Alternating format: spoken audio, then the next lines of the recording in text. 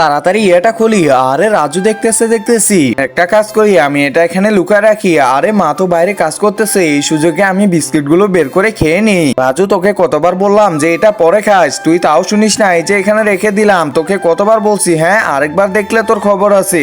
আরে কি ব্যাপার ভাইয়া, আবার এভাবে মন খারাপ করে কেন বসে আছে? কিছুই তো বুঝতে পারতেছে না। দেখি তো ভাইয়া কি করতেছে। আরে ছোট যাও তো যাও, এখান থেকে যাও, আমার এমনি ভালো লাগতেছে না, তুমি আবার ইয়ার্কি করিও না।